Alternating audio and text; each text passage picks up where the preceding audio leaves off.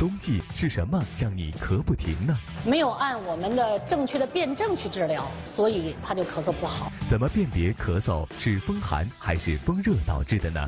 健康之路带您辩证治咳嗽。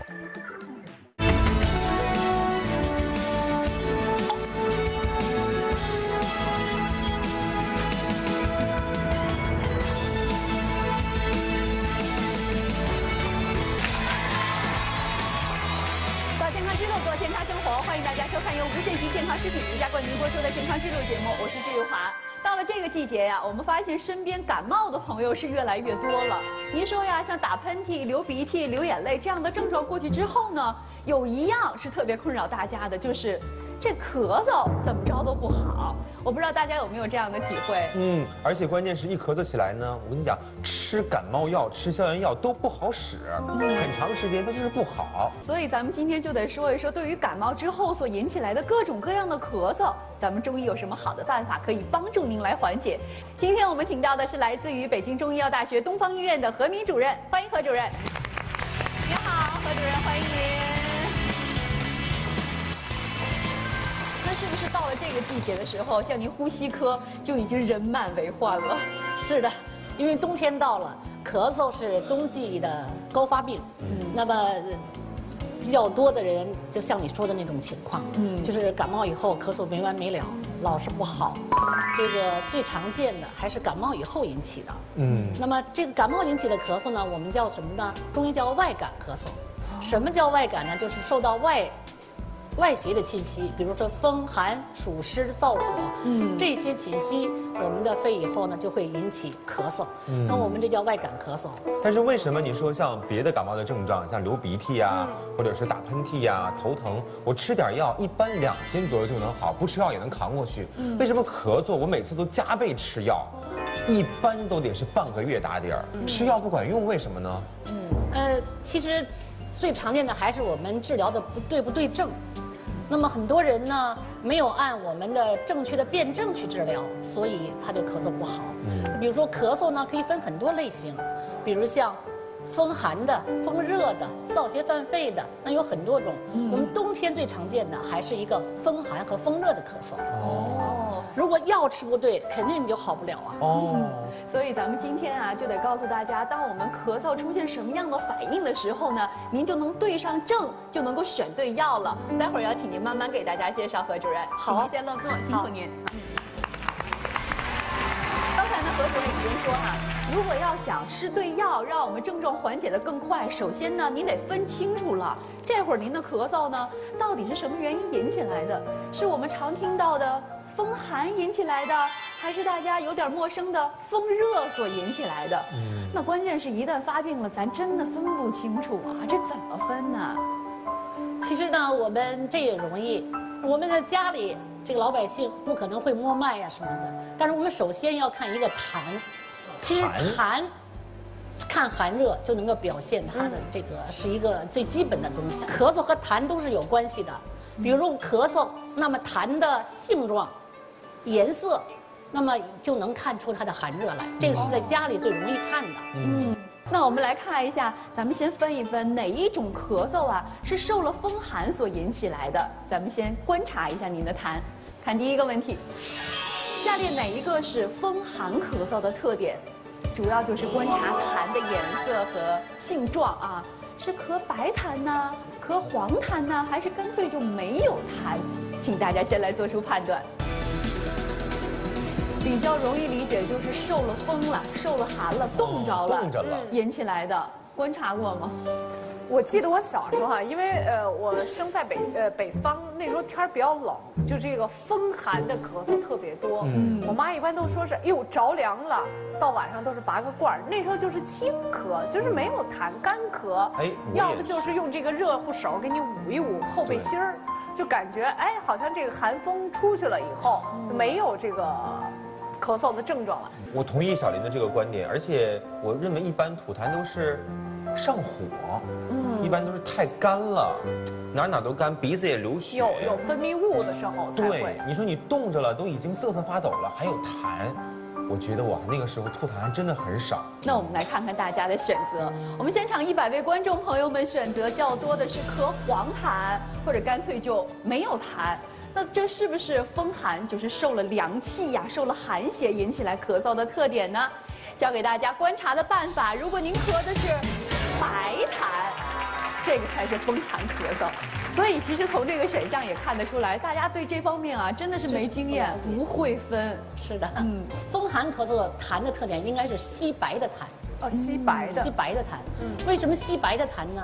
因为大家知道，我们肺除了管呼吸以外，那么它还有一个通调水道的功能。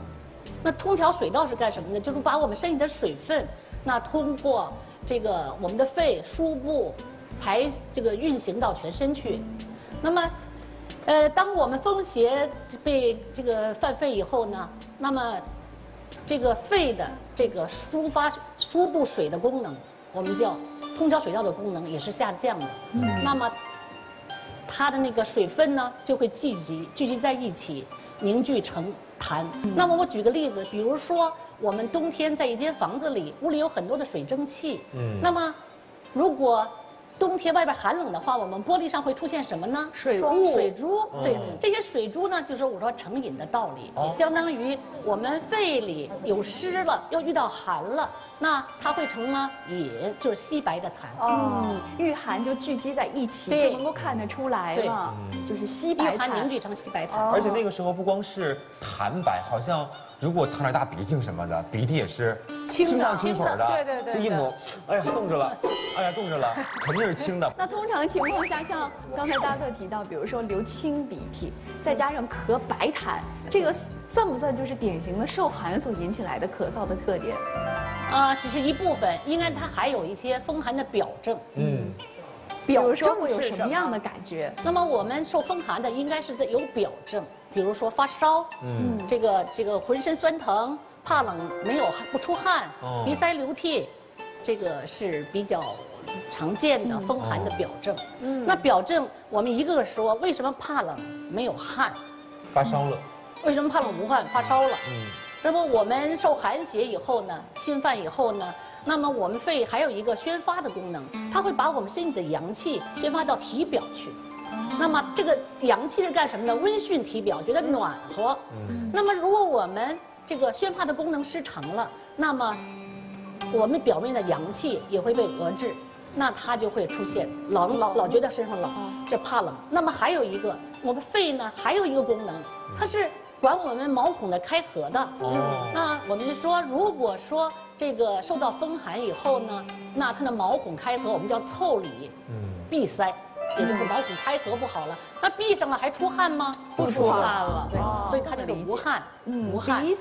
鼻塞就更比较好说了，因为受到寒以后，首先呢，肺和开窍于鼻，我们的肺开窍于鼻，我们肺气受到损害了，肺气宣发失常了，那么肺气不通了，首先什么？堵了。有的人特别敏感，比如说我刚一受点风，鼻子堵了，他有这种感觉。为什么刚一皮毛受刺就鼻堵呢？其实是肺主皮毛，是吧？它只要一吹到寒风，那么首先反应的内应于肺，肺的开窍哪儿呢？鼻子先表现。所以呢，我们叫肺开窍于鼻，等于它是，所以它就出现鼻塞了。它俩是一个系统的，对，一个系统。它是它的窗口，它是它的这个叫开窍，它的开口，开口。还有就会感觉到浑身酸痛啊。这个中医有句话，寒主痛，为什么呢？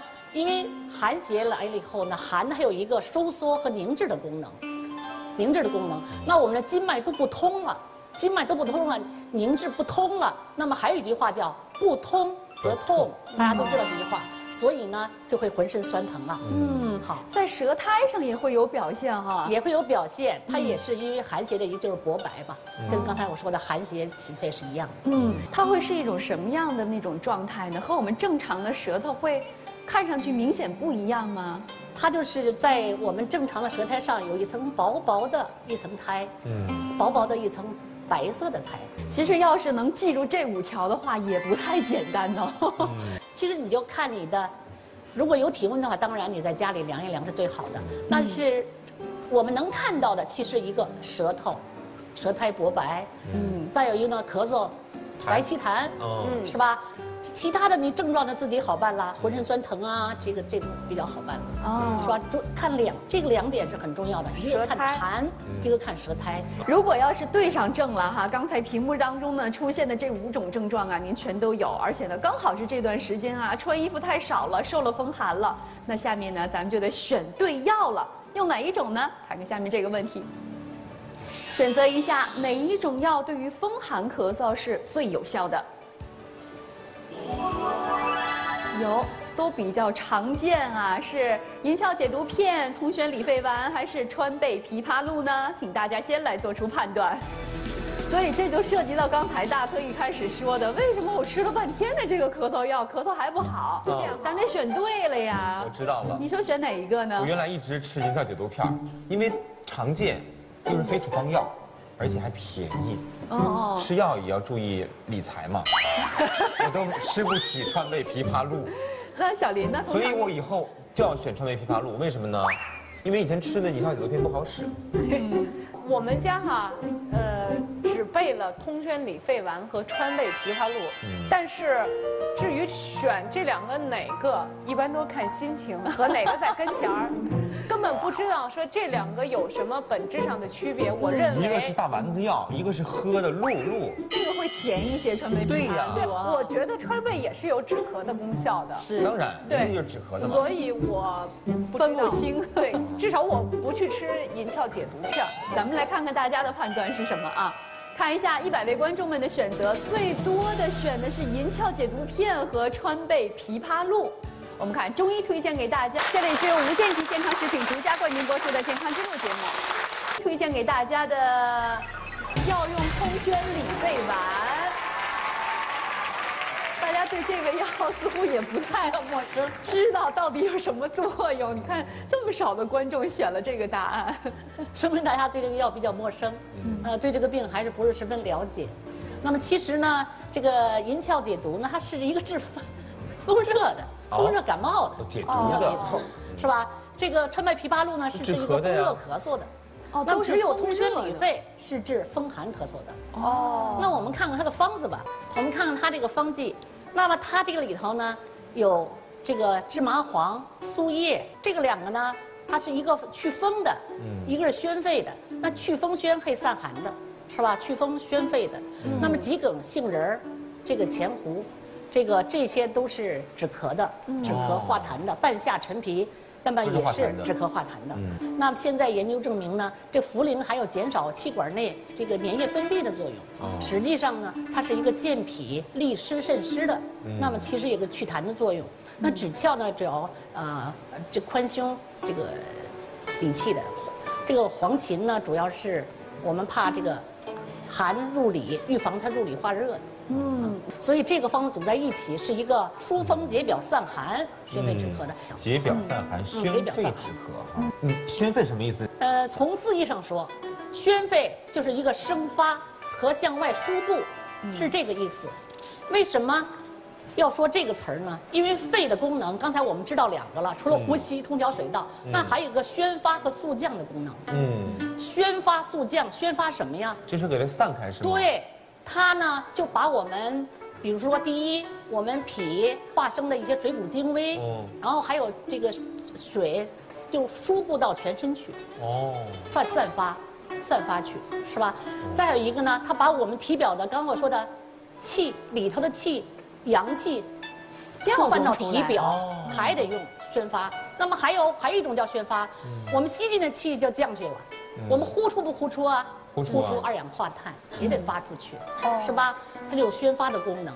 那么，如果说宣发功能不好的话，还有一个肃降的功能，这个就肺气就不通了，气机不通畅就会咳嗽。我好像也吃过这个通宣理肺丸，但是我妈跟我讲是治感冒的，其实它就是治风寒感冒引起的咳嗽的。但是说实话，这药特别难吃，特别苦，然后大丸子药一搓，那么小粒儿，有的时候咽不下去。有没有其他的药，或者说比较方便服用的，甜不滋儿的？其实治风寒呢，我觉得还是首先得驱寒，祛风驱寒。其实我们首先都是一些感冒的症状比较多，开始是吧？先得那么治感冒。对，祛风寒呢，其实我们就感冒冲剂最简单了，家家都有。但是那个感冒冲剂上一般不是叫感冒清热颗粒吗？对呀，清热呀。那这个不是对症吗？应该说这是一个美丽的误会。为什么呢？因为它叫感冒清热，实际上它里头的成分，那么很多的成分呢，我们比如说这些散寒的成分，比如像荆芥呀、防风啊，它里头有很多就是散寒的成分。那为什么不叫清寒感冒呢？因为它这个能够解热，比如我们发不烧啊，是吧？我们感冒了以后会发热呀，那会挤一些表症的热，它会解。那么它就叫了感冒清热冲剂。所以它清这个热不是清风热，对，它清的是我们的发烧，而是清内的热，对，是它就是一个祛风散寒的药。那么好多人风热的人也去吃，家里不知道，只要一感冒就吃感冒冲剂。其实它是一个典型的风寒感冒的药。但是如果说你这个风热感冒的人使劲吃这感冒冲剂，因为它有什么荆芥、防风啊、所以这些东西呢，它是比较燥的。如果老用太多了，它就会上火，火上浇油了。其实等于这些药最终的目的是要驱寒，散寒。对，帮我们恢复正气。那我想散寒有一个很好的方式，冬天到了，即便你不感冒的话，喝点儿，比如说姜糖水。我们去对，我们去饭店吃饭的时候，也让他做一杯什么可乐姜丝之类的。这个有没有效果？姜糖水？有效，在感冒初期是有效的，它可以驱寒。但一定是初期的时候对啊。除了这个之外，有哪些大家没怎么听过，但是也有效的驱寒的一些食疗的方子？其实食疗很多，大家这个有一个流传的比较广泛的一个食疗，其实大家可以试一试，叫神仙粥。神仙粥，神仙喝的粥。神仙粥呢，其实只有3味东西，一个是糯米，一个是生姜和我们的葱白。那么我们先把糯米做的方法，把糯米熬成粥，煮的稀的就基本快熟了，剩下5、6分钟再放姜片和葱白。那么煮好了以后，粥1碗，我们每天可以服用2次，这效果还是不错的。因为姜和葱白这2项呢都是驱寒的，是吧？糯米呢，它是一个温性的东西，那用风寒的人是比较合适的，所以它整个是一个这个驱风散寒的这么一个食疗。这个是当药吃啊，比如说吃完饭了喝1碗粥，还是饭前喝1碗粥，还是说就把它当成饭来吃？吃饭时候吃就行了，因为它就是粥嘛，是吧？那除此之外呢，还有什么样的一些食疗的办法？有的人现在熬粥也麻烦呢。那么我们做一个汤，比如姜丝萝卜丝汤，最简单了，白萝卜丝儿切了以后，再切上姜丝，煮成汤喝，这个很好啊。因为萝卜呢，它有一个止咳的作用，理气止咳的作用。那姜丝又能驱寒，这2个组合不是很好吗？2个组合起来，喝点汤，再加点红糖，红糖也能驱寒，是吧？暖身驱寒，这样的话用起来就是比较好的。姜我们大家都知道，就是那种吃的生姜。萝卜那就分好多了，长的萝卜、圆的萝卜、青萝卜、心里美、胡萝卜、小水萝卜，那哪种萝卜呢？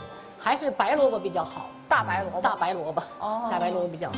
它的作用是什么呀？大白萝卜？大白萝卜它主要是一个理气和止咳作用，它有那个类似中药的作用。是这样的。那您说，其实有时候孩子咳嗽的时候，我们也会不想吃药，比如说用个梨，蒸个梨啊，冰糖放点冰糖什么的。那这时候吃梨行吗？梨汤，这个梨看怎么吃，大家都知道梨对肺有好处，是吧？我咳嗽了，我从冰箱里拿出一个梨，我就生吃了，那你越来越厉害啊！为什么呢？太凉了。因为本来是寒的人是避免那个寒凉的，是吧？您看怎么吃了。然后这个梨呢，如果你用搁点川贝，搁点梨，或者单把这梨汤煮一煮再吃，那效果就很好了。这梨得热着吃，才能够起到治疗风寒咳嗽的作用。对，因为你寒嘛，中医说这个风寒的人避免再受寒凉。那如果要是咱们把这个风寒咳嗽已经给它区分完了，那如果对应一下咳嗽咳出来的这个痰的颜色，是不是说如果这会儿发现，哎，感冒咳出来的是黄痰，就能够基本辨证说是风热咳嗽了？因为我们感受热邪以后，那么这热邪呢就会上蒸于肺，上蒸于肺以后呢，就像我们搁一盆水在火上熬一样，那么里边有东西。那是不是越熬越稠啊？上火，那痰就变成黄黏痰了。刚才呢，咱们教给大家最简单的一个分辨风寒咳嗽还是风热咳嗽的办法呢，就是观察痰的颜色。现在咱们搞清楚了，风寒咳出来的痰呢就是白色的，稀的。那相对来说呢，风热咳嗽咳出来的痰就应该是黄色的。你说我有的时候还是辨别不清楚，所以呢，我们可以配合一些身体其他的感觉和反应来帮助您辨别。我们来看下一个问题。我们看下列哪一种是风热咳嗽的典型症状？是嗓子疼、鼻塞还是怕冷？请大家先来做出判断。我觉得是鼻塞吧，总是觉得上火，你老觉得说，哎呀，好难受啊，这鼻子干干的。我觉得应该是鼻塞。风热、风寒、感冒，我觉得都会嗓子疼吧？你冻着了，你嗓子不疼吗？然后都会鼻塞吧？到底是哪个？怕冷是风寒的，我觉得应该是不怕冷。如果这 C 有一个不字儿，不怕冷的就是风热感冒。风热了啊，不怕冷。上火了。我们说风热一般就是上火，是吧？我们实在还是搞不清楚啊。那我们来看看大家能否分辨清楚，到底哪一种是风热咳嗽的症状？绝大多数的观众选择的是鼻塞哈，或者是怕冷，可能到了这个季节呀，有这样反应的朋友是比较多的。那对应一下，如果您出现的是痰黄，而且嗓子疼，这个就可以基本辨证为风热咳嗽了。这嗓子疼，刚才大家所以说，这风寒风热都会嗓子疼啊，嗓子很少疼，是吧？那么现在怕冷呢，大家刚才看了。肯定是刚才讲过了，是吧？是风寒的，鼻塞呢，两个人都有，两种都可以有，风寒、风热都可以有，肯定不是正确答案，都有。那么风热呢，就表现嗓子。那一般说嗓子疼的时候，肯定就是上火了，上火。刚才您提到就是那个热气往上走的时候，就会蒸成黄颜色的痰。那这嗓子疼也是因为热气往上走的原因吗？也是。因为热是上行的，是吧？然后我们鼻子、嗓子都是靠上的，上焦的热，是吧？那它就会出现这个问题。那除此之外呢，还可以观察什么来判别我们这会儿可能是叫风热咳嗽了？除了这个痰黄粘稠以外，咳痰黏，病人老说我咳不出来，不好咳这痰，是吧？那一个刚才说嗓子疼、口干口渴。还一个呢，发热，这个可是出汗了。它出汗，身热出汗，是吧？还有一个舌苔，我们再看缺于风寒的，那么舌苔一定是黄厚的、黄腻的叫一看舌头是黄的，或者是黄腻的、厚厚的。这有区别，这个区别于刚才咱们的薄白。风热咳嗽也有它的特点，一般来说，风热咳嗽呢，除了咳黄痰以外。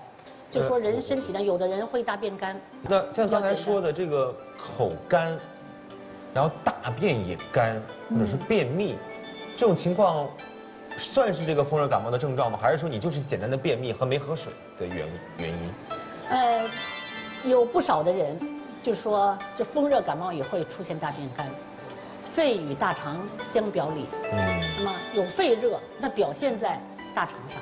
那么它可以很干。那像何老师，您刚才把这个风寒和风热分得特别清楚，但是，真和您说哈，有的时候就是前2天是流的是清鼻涕，过2、3天就会变成黄鼻涕。就是你自己也搞不清楚，我到底是风寒呢还是风热呢？因为你2种症状都会有，也会有咳嗽，也有痰。开始是清白痰，后来又变成黄痰。那你到底应该算是风寒呢，还是风热呢？其实你说的这种情况，临床非常之多。就开始呢，就是发烧流鼻涕，是吧？咳稀白痰，没过2天，咳大黄痰了，粘稠痰变粘稠了。这种为什么会出现呢？我们叫风邪入里化热。物理化热，也是这个我们不太好外边是理解寒，里边是热，我们也是那种到底是我们说的寒还是热呀寒包火，哦，这就是寒包火。寒包火。不过我那们先受的风寒呢，外边有寒，但是里边又有内热，这种我们叫表寒里热。我们受了风寒在表面呢，那它时间长了，如果我们有及时治疗的，有的人没发热，那我吃点感冒冲剂，我吃点姜糖水，我可能好了就没事，不是每个人都物理化热的。那有的人治疗不及时，或者吃药吃反着，是吧？我吃点热性药再吃反着，那是不是有内热产生啊？是吧？那它是外边是寒，里边是热，那寒邪入里以后，日久必化热，一化热以后，它就跟风热一样的，那热还是上蒸于肺，会出现黄痰，会出现风热的一套症状了。那么有的人开始风寒又有风热，我也辨不清了。那你在各个阶段的吃的药是不一样的。我们开始用风寒的驱寒的药，那后来我过了3天我不行了，我这黄痰了，我也咳不出来了。那这种情况我们赶紧换药，吃一下热性药。那如果到了这个阶段哈，这个寒已经进入到身体里变成热了，就像您刚才提到叫寒包火了，这时候用点什么药是比较合适的呢？那么我们就是用一些祛风的药，同时还要加这个就是治风热咳嗽的药啊。最经典的方剂是出自温病学，著名的温病学的一个方剂叫桑菊饮。比如说这里头的桑叶菊花，那么它是清上焦，我们刚才说了上焦上面的热的，桑叶菊花疏风清热，疏上焦之热，是吧？这个薄荷呢，也可以助它清上焦之热的这个作用。那杏仁桔梗，这2个主要是宣肺降气化痰的。那连翘、芦根这2个呢是清热的，芦根还可以生津。嘴比较干嘛，不是可以生津液？那么甘草是又可以止咳，又可以我们叫调和助药，中和调和助药。所以这7味是疏风清热、宣肺止咳的一个典型方剂。那有类似这样效果的治疗风热咳嗽的成药吗？治风热咳嗽的药是最多的最多的这个药呢，一个羚羊清肺丸、止咳菊红丸、川贝枇杷露，还有一个复方鲜竹沥叶，这些都是治疗风热咳嗽挺好的药。如果我们咳得不重，在家里买这些药是可以吃。如果你黄痰比较重，我还是建议选上面的，比如羚羊清肺、止咳菊红丸，它里边都有这个清热的药，比如说羚羊粉、石膏等等。那这些清热的作用比较强，所以我们还是选上本。如果说一般的咳嗽有一点痰薄很厉害，川贝枇杷露也可以。那我们通常还会说，那能不能再配合一点食疗的小方子啊，帮我们巩固巩固，或者是加速我们好得更快一些？当然有办法。我们来看下一个问题。我们看风热的咳嗽就是咳黄痰，这样的朋友们适合喝哪一种汤？这些都是食疗方哈，是鱼头豆腐汤、黄芪母鸡汤还是莲藕老鸭汤？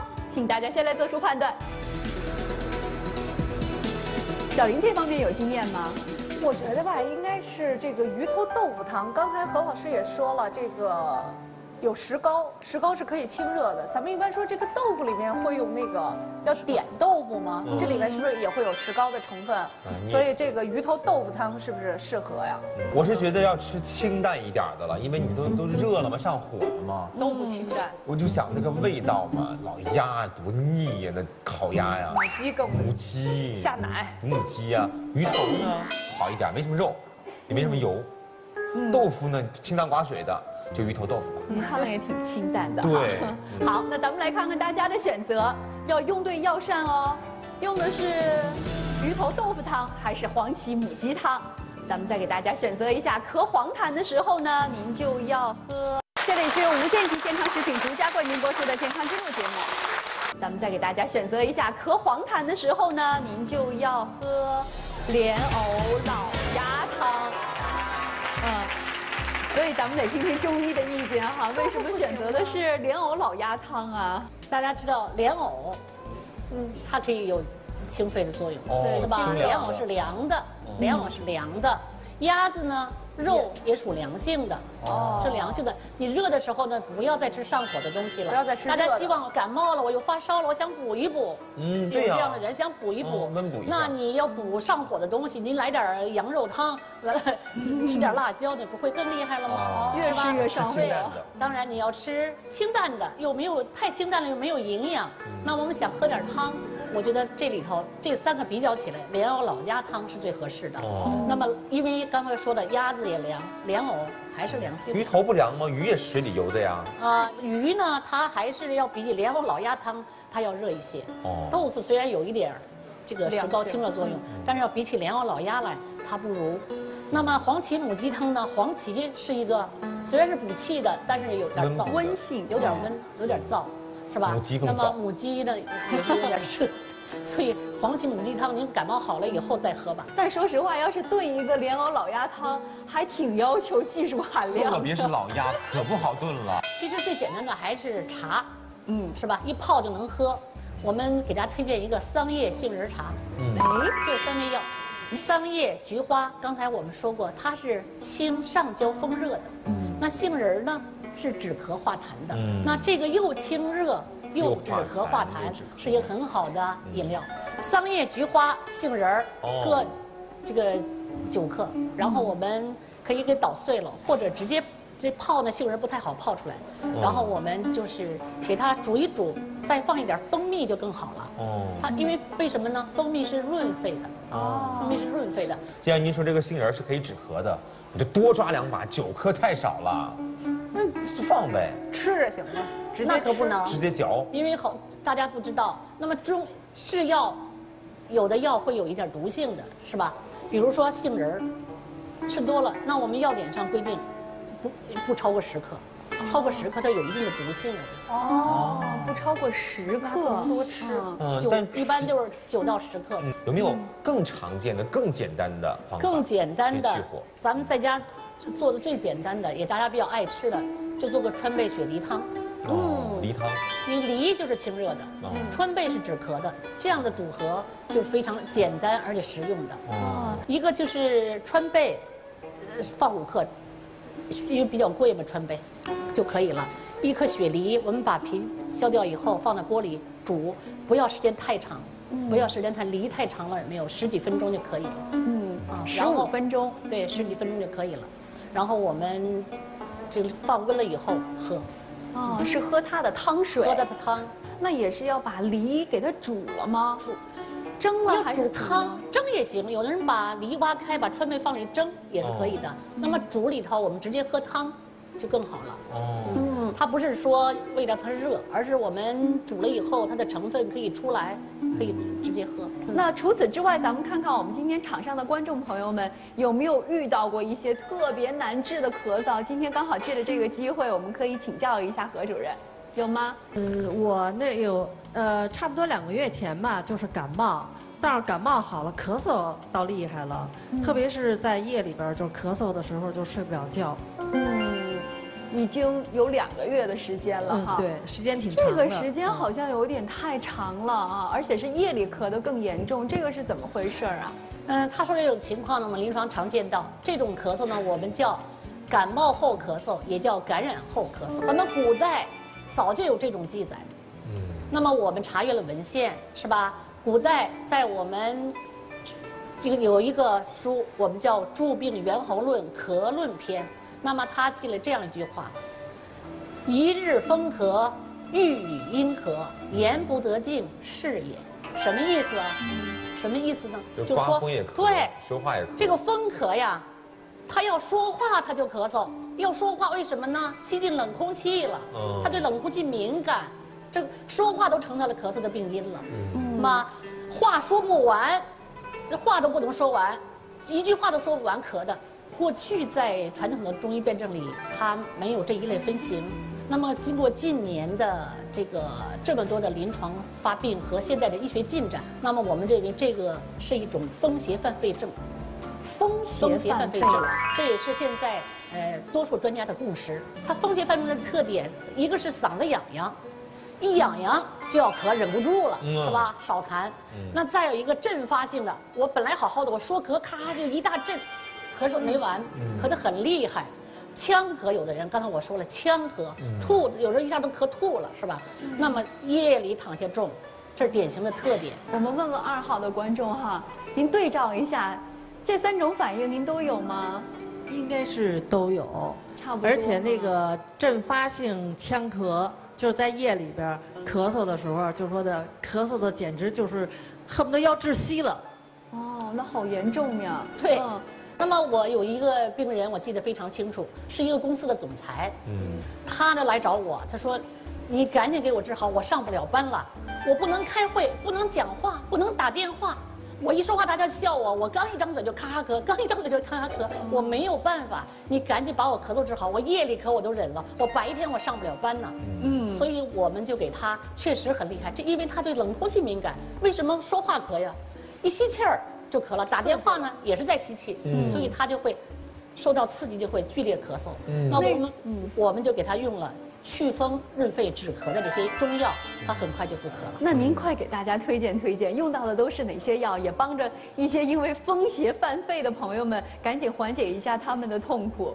这个治风邪犯肺的这个原则主要是祛风。那么有一个典型的方剂，也是一个古方，叫止嗽散。止嗽散呢，一共这个7味药。其中呢，它这个紫苑和百部在这里头是一个止咳的重要的药物，它是一个君药，在这里头是个君药。那么它的白钱桔梗是一个宣肺降气止咳的，那么荆芥在这里头什么呢？是祛风的，祛风非常好的。那么再有一个陈皮是个理气止咳的，然后再有一个甘草调和诸药又止咳。那么这是一个典型的。它既治风寒感冒，也能治。那么它也治我们刚才说的风邪犯肺症。像这种风邪犯肺，有没有类似的食疗方可以推荐啊？我们可以推荐一个茶，可以喝，不太重，在家里喝就可以了。太好了，好吧？是什么呢？乌梅罗汉果，做一个乌梅罗汉果茶，我觉得还是不错的。这个乌梅啊，它是一个练肺的，收敛和抗过敏的。是吧？我们对这些冷空气啊都特别敏感嘛，是吧？气道高敏嘛，我们用一些，而且紧咳嗽呢，我们一些练肺收敛的，那么就乌梅，又抗过敏又能够练肺。那罗汉果呢是一个清热止咳的，是吧？止咳作用不错。那么罗汉果是个好东西啊，它还有多种氨基酸，它既要有营养，又能够这个清